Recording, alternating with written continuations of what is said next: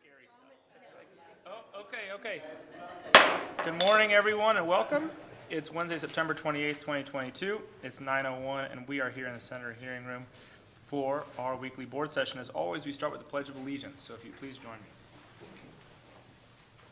I pledge allegiance to the flag of the United States of America and to the republic for which it stands, one nation, under God, indivisible, with liberty and justice for all. Mr. Chair, I really love how you took control there with that gavel and got us going this morning. Commissioner Bethel is out this morning. She'll be back this afternoon, hopefully, and so I'm filling in. We do not have anybody signed up for public comments, so we're going to move right into our consent agenda. Mr. Chair, I'll move the consent agenda. The first item under the Board of Commissioners, Board Committee appointments to the Marion County Fair, approve orders reappointing Joel Conder as Fair Board member, Colleen Bush and Rebecca Turner as key volunteers to the Marion County Fair Board, with the terms beginning on January 1st, 2023, and ending on December 31st, 2025. Under Human Resources, approve a recommendation to retitle class code, number 037 from payroll supervisor to payroll manager, update the classification, adjust the pay grade upward, reactivate class code number 509, nurse practitioner, update the classification, and adjust the pay grade upward, and adopt and establish the classification of emergency management director under class code number 191.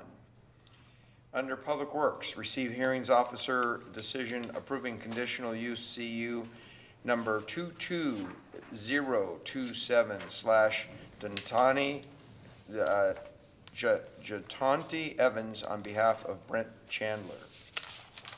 I will second the motion. We have a motion, a second. Is there any further discussion? Seeing none, all those in favor signify by saying aye. Aye. Aye. Motion passes. Okay, and then first up under action, we have Matt Knutson and Max Hepburn, and we're going to consider approval of an ordinance to amend Chapter 1510 of the Marion County Code to update the county's construction, erosion, and sediment control ordinance. Good morning, gentlemen. Good morning, Commissioners. My name is Matt Knutson. I'm with Marion County Public Works. And good morning. My name is Max Hepburn. I am the Land Development Engineering and Permits Supervisor with Marion County Public Works. So this morning we're here to discuss the proposed amendment to Chapter 1510 of Marion County Code, which is the construction, erosion, and sediment control. We met about 2 weeks ago on September 14th for the first reading of the title of the ordinance. This ordinance was developed to modify language in Chapter 1510 to meet new Department of Environmental Quality requirements. These requirements are from the NPDES municipal stormwater permit that Marion County is required to have, which also does not receive any funding for the program. All the funding is in-house. Fines potential for the permit is $25,000 per day. We've had about 10 public meetings, including with the Board of Commissioners, as well as the Marion Water Quality Advisory Committee. And stakeholders include local engineers, developers, homeowners association, agriculture, and watershed councils. Areas impacted by this change will be East Salem, Brooks, and Butteville, as well as areas just outside the cities of Kaiser, Salem, and Turner. The goal of the new regulation is to reduce turbidity of receiving rivers and streams. And the goal of our program is to maximize water quality impact while minimizing the impact to development. So some key benefits that this amendment would provide is that it simplifies when our construction erosion program applies by removing the high-risk area map that was adopted in 2012 and lowering the threshold in conformance to the new MS4 requirements from 1 acre of ground disturbance down to a 1/4 acre. And it provides a clear pathway for developers to sell individual lots in larger developments to builders and continue the permit coverage for construction erosion. And back to Matt. All right, to recap, the ordinance is a result of federal and state requirements. Marion County staff worked earnestly with multiple stakeholders over about 2 years to implement a program that is easy to understand and effective for water quality, and these changes will go into effect February 15th, 2023. Marion County staff recommends to the Board of Commissioners adoption of this ordinance. Okay, any questions? I do, Mr. Chair, thank you. I don't know which one of you could probably answer this one, Max, maybe it's for you. This obviously is gonna put some more burden on our developers. Correct. They'll have to spend more time, more energy. Cost of building goes up as a result of this federal mandate, state mandate. Would that be accurate? Correct, yes. I believe in our presentation, approximately 2 weeks ago, we were able to kind of decipher that it would cost an additional in the range of hundreds to thousands, depending on the site of the size of a site, if you will, between a quarter acre and an acre that would now be covered under this new requirement through DEQ. Just a comment, not a question, but we continue to regulate ourselves so heavily that we can't afford to build houses anymore, and we have a housing crisis. Mr. Chair, if you're ready, I'll make a motion unless you want to make one of those kind of comments too. Well, I'll say the same thing we said last time, which is, I think this is a bad deal for Marion County, but we don't have any choice. So this is one of these things that we have to do. But if we didn't have to do it, I wouldn't. So, there we go. And I just want to make it clear, legal counsel, this is the second reading, so we do not have to read this title twice, because we already read it once. It's not an emergency Is that right? today. So, Mr. Chair, I will move that we consider that we approve an ordinance to amend Chapter 15.10 of the Marion County Code to update the county's construction erosion sediment control ordinance to be consistent with the county's national pollutant discharge elimination system permit. I'll second the motion. Would that work? Yes, I was just looking at ORS 203045, and it does not require 2 readings of this under this process. Okay, Okay, so because we have read it twice. Yeah, you read the title twice. So we have a motion and a second. Is there any further discussion? Seeing none, all those in favor signify by saying aye. Aye. Aye. Motion passes. Thank you, gentlemen. Thanks for Thank you. work on this. Thank you. Brian May, you're up next. We're going to consider the approval of the franchise agreement with Capital Recycling and Disposal Incorporated, DB Republic Services, for the operation, hauling, and acceptance of solid waste and recyclables at the Salem Kaiser Transfer Facility, also known as SKIRTS. Good morning, Commissioners. For the record, Brian May, Public Works Environmental Services Division Manager. So very happy to be here today to discuss this topic. This process started, about fall of 2020, so kind of nice to finally get to the finish line. As mentioned, this is regarding the operations, hauling, and acceptance of solid waste at SKIRTS. Capital Recycling Disposal, also known as Republic Services, is the owner and operator of the facility, and they do that under a franchise agreement with Marion County. Today, this current agreement expires the 30th of this month. SKIRTS receives about 20% of our volume that comes through Marion County for disposal. So that's over 67,000 tons a year that goes through that little transfer station. That's about 200 tons a day and about 500 customers. So a lot of volume through that facility. Some differences between our current agreement and what's being proposed before you today is the old agreement was more of a flat fee base, so there was a monthly requirement of about $67,000 that was paid to Republic Services, and then incremental tons over 2,500 and 5,000 were compensated as additional per ton charges. Now that's all kind of gone away, and it's going to be purely just per ton, so no flat base requirement, just $26 up to the first 5,000 tons. Anything over that 5,000 tons will be compensated at $35 a ton. So a little different setup, allows some more flexibility for us. There are incentives built in, and there's some things we wanted to kind of promote as far as customer service and safety aspects around the site. So we've figured in kind of another $2 potential to raise it up to $26 or $28 a ton. These include things like customer service training for site staff on a monthly basis, transporting and moving material kind of in a timely manner to make sure that the site doesn't have too much material in place. It also included some requirements for staffing levels to make sure that there's enough spotters and people in the recycle depot to help each other out. So as part of that compensation, if they're able to achieve 3 of 5 standards, you're compensated $1 per ton a month up to that first 5,000 tons. If they achieve the 4th one, they get an additional 50 cents. If they achieve a 5th, they get another 50 cents. So a total of $2 potential. So some incentives for some good things to happen. Our current term of our agreement is a 10-year agreement. As I mentioned, it expires the 30th. This one will be a 5-year term with options to extend for 3 more years, and then an extension for 1 and another extension for 1. So it's still a potential 10-year agreement, just with built-in kind of intervals for extensions. The financial impact with this new agreement is about $1 million per year over and above what we've already experienced within the fund. So that would be over a 5-year period, $5 million. In addition to that, we're putting forward the option of about $1 million for repairs that need to be done, again, for kind of that customer service level and safety level of the site. That'll be at Republic's discretion to contract and get that work done kind of in a timely manner that's spelled out within the agreement. A couple of exhibits kind of lay out the details of how the recycle depot is operated. Exhibit A.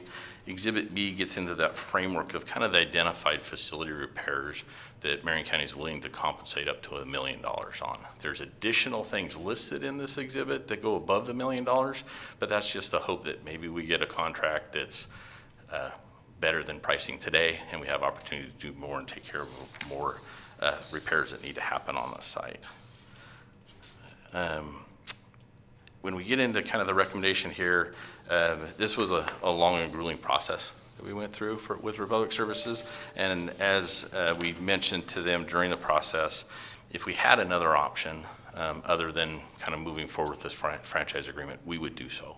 But because of, as I mentioned, the volume that goes through this facility and the impact of the customers, we feel the need that we have to move this forward to keep the continuity within our solid waste system. So at this time, staff recommends approval of the franchise agreement. Thank you, Brian. Mr. Cameron, do you have any questions? No, not really questions. I know this facility, gee, I remember probably in 1980 going, 79 or 80 going over there and using it. But do we say, Brian, did you say that the monthly fee was going from 26, the tonnage fee, 26 for the first 5,000 and then 28 after that? 28's for the incentives, so the $2 potential, but after that so that 5,000 and first ton would be at $35 a ton. And is that monthly, that number? Yes, that is, yep. Why does it, yeah, never mind. I'm not going to ask a question like that. And maybe to anticipate the question, there, because of that increased volume, it requires increased requirements of Republic to move more material, handle more staff, and have things to accommodate that additional volume. That's why that difference in step levels there. Okay. So I remember, let's see, probably 6 years ago, we had a assessment done of that facility, and there was all kinds of Repairs needed. Have any of those been done yet? Yeah, Republic's done some kind of shoring up the structure. You know, you think of the structure when you go out and dump at skirts, it's the overhang, kind of the dry weather environment. There was some gusseting that was done on the steel girders that was based on a fire, I think, that happened somewhere in 2007. There's been some repairs to the kind of the pit floor, also to take care of some issues with stormwater and stormwater issues on the site. There's just a bunch of additional, as you mentioned, the site is old. There's a retaining wall, an example where the yard debris is dumped, where it's been undermined severely, and we don't want it to fail and cause a safety issue that is part of those repairs that we want to have done. In addition to is also trying to, after the scale house, make a widening area for queuing lane and better access for people coming in and out of the facility. The other, I just want to make sure that we ended up having to sue Republic on our organic issue. Is that Correct. clear in this contract? That's clear in this contract. It sets our primary site up as Browns Island Okay. to be that compost facility. It still allows us the backup option of Pacific Region Compost. Okay. think I got my questions answered, Mr. Chair. Okay. Brian, we've seen a lot of increase in volume at skirts recently, haven't we? Correct, yes. And so as a result, with this new contract, we're gonna see an increased cost to the system. Are you looking at ways to address that or mitigate that so that ratepayers aren't gonna have to feel the full brunt of that cost increase? Yeah, most definitely. So as mentioned, we've been having issues in lines just accessing into skirts. We've increased our scale tenant staffing so that we have somebody at that window 10 hours a day, and we have 3 windows to try to help move traffic through. In addition to that, Marion Resource Recovery Facility has expanded the MRF and have ability to take more of that construction and demolition volume. And that's what we're really seeing a lot of these spikes as the economy's progressed and moved through. We see a lot of that volume. And those are bigger loads, bigger capacity. There's a trailer involved, and it usually just takes up more space at a transfer station like this. So our intent is to move those volumes to the MRF directly so that that material is not being and space is not being consumed at skirts, to kind of alleviate some of those traffic and safety issues. As part of that, historically, we've provided a $12 discount to these contractors, and we are actually subsidizing that system. We're actually losing money, especially with this new agreement in place. So by moving those contractors to the MRF, that'll actually help us not lose money in a sense in subsidizing that. The contractors will still get their $12 discount at the MRF, so we'll be able to keep that in place for them to kind of incentivize that little difference in transportation. But the intent is to more move material to the right places so that we're not having to pick up and transport again. And so that'll lower volumes at skirts. Yep. Which And will, it'll make it easier and better for your household, just people like me or Commissioner Yep. Cameron, who we do a cleaning of our house one weekend, we bring this stuff to skirts. We won't have to sit in as long of a line. that's our hope, is that's going to reduce those lines for us for sure.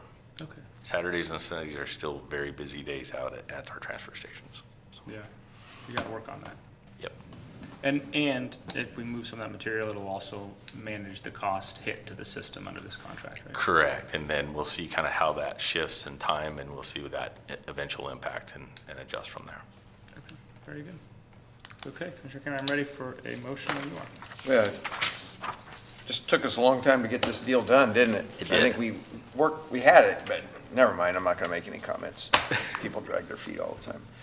Mr. Chair, I'll move that we approve the franchise agreement with Capital Recycling and Disposal Incorporated, DBA as Republic Services, for the operation, hauling, and acceptance of solid waste and recyclables at Salem Kaiser Transfer Facility through September 30th, 2032.